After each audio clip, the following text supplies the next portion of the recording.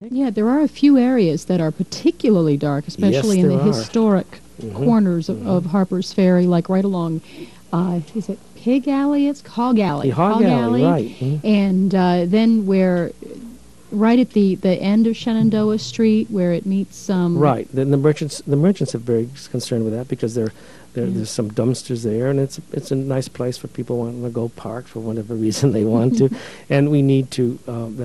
And we do have bright light there. There are places for bright lights, and I think we can accommodate everyone's need by clearly noting where these places are. Up by the Mather Training Center, there's no street light along there, and if the park doesn't turn on the lights at the gate, it's very dark there. And I know a lot of people love at night. And visitors, too, will walk the streets. And where can you do that and feel safe? And I think that our police department is trying very hard to also make their rounds so that people feel safe. Neighborhood Watch is doing their job. And we all need to work together on that because, where else can you do that? We want to keep it that way. It does seem, I've been down in Harpers Ferry at night for various reasons, and it does seem...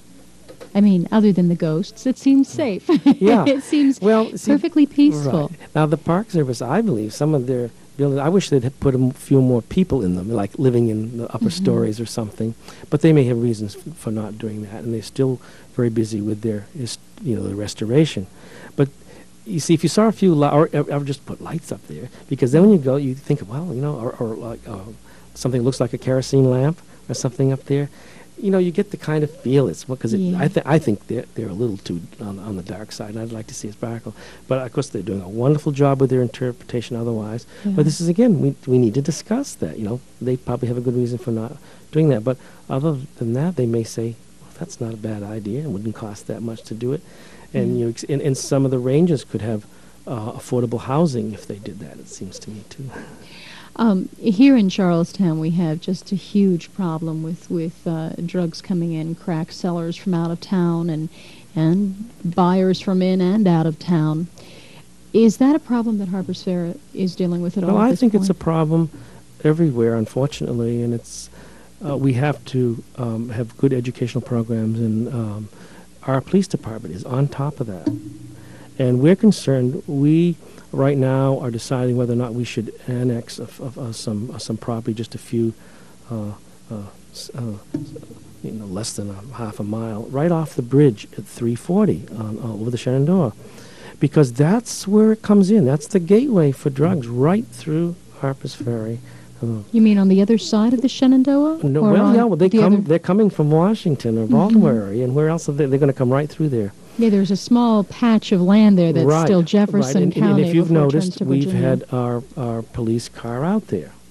Now, that hasn't satisfied everyone. Some people don't like to see that, and they think, they're getting tickets, and that's how Harpers Ferry is, getting more money in their till. Well, you have to think, I personally feel we need to have police presence there. Maybe not as much as we do, but that's a very dangerous hill coming down from the lights down there. And trucks coming down there. I tell every visitor in Harpers Ferry, do not go out at Union Street. Go up to the lights. It's much safer, and go, because when we hear the siren go off and the ambulance go out, is that one of our friends? Is that one of our visitors? And probably one and of the state has not been that cooperative. Really? We've asked for blinking lights, and they have put up some signs, but with that mass visitation, and also people going to work, that 340 is used 24 hours. If I want to go to Dulles for an early flight out there at 5:30 in the morning, it is like 5 o'clock at night. People going in to work. Wasn't the bridge going to be expanded? It is, soon? but not as much as it should be. And there's a big fight there with the Park Service also, where they don't want to destroy the historic character by putting this huge 4-lane highway across the river. And granted, it would put a scar on that Shenandoah side and be no. I just don't think that all three states have not studied it together. As far as I'm concerned, they're at blame. It would seem coming to over me there should be another route, I think, over from Leesburg. Exactly, that's what I was thinking. And Virginia is not cooperating, as far as I can see. Either that or another way from Maryland across the Potomac. Put it further upriver a little bit, Sure. north and coming Harpers to the Ferry. Shepherdstown area. Or between Harpers Ferry and Shepherdstown. Right. You don't even have to go all the way up and to look at Shepherdstown. Shepherdstown, the problem they're having with new construction. They're going to be all hemmed in there, and no place to go, no way to get out. The huge problem they're having with the intersection. Aren't they getting a light there? Well, there's a lot of controversy about that because a light, they also want to have a turning lane, and if they put in a turning lane, they'd have to wipe out a couple of very historic properties in Shepherdstown. So what they're doing there is they're putting in a bypass, and now that's dealing with the traffic that's coming from Martinsburg and That's on heading 45. west of Shepherdstown, but it doesn't deal with the traffic that's coming through Shepherdstown from Maryland at all. And From now the Sharpsburg area across the Exactly. bridge Right. where the Exactly. Bavarian is.